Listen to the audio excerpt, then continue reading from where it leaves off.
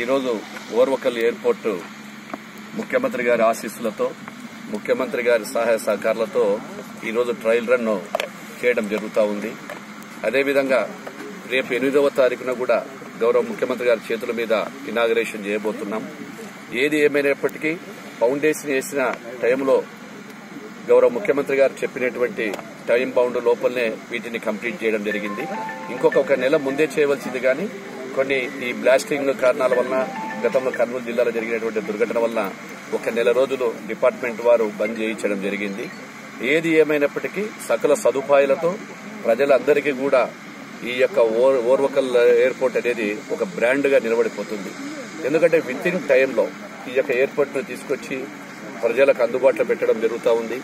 మనకు అందరికీ కూడా ఇక్కడ నుంచి విజయవాడ, మద్రాస్, అదేవిధంగా బెంగళూరు పోయడానికి సౌకర్యాలు లేక చాలా ఇబ్బంది పడుతున్నారు ప్రజలు, వ్యాపారస్తులు, ప్రతి ఒక్కరు కూడా. వాటి అన్నిటి కూడా అందుబాటులోకి తీసుకొస్తా ఉన్నాం. ఇంకా చిన్నవి ఇంటీరియర్ మాత్రమే ఉన్నాయి. అవి కూడా ఒక 15-20 రోజుల లోపల ఇంటీరియర్ కూడా కంప్లీట్ చేస్తాం. కాంపౌండ్ వాల్ కంప్లీట్ అయిపోయింది.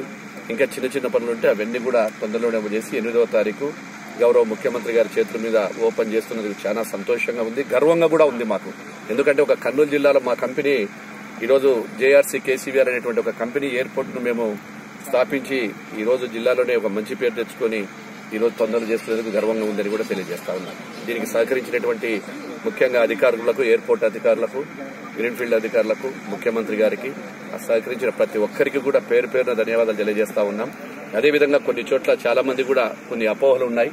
ఏదో రన్వే మాత్రమే రన్ చేశారు, ఒక ట్రయల్ రన్ చూసి తర్వాత ముఖ్యమంత్రి గారు చూసిన తర్వాత నిలబడి పెడతారని అటువంటిది లేదు. ప్రజలకు ఖచ్చితంగా అందుబాటులోకి చేస్తామని కూడా తెలియజేస్తా ఉన్నాయి.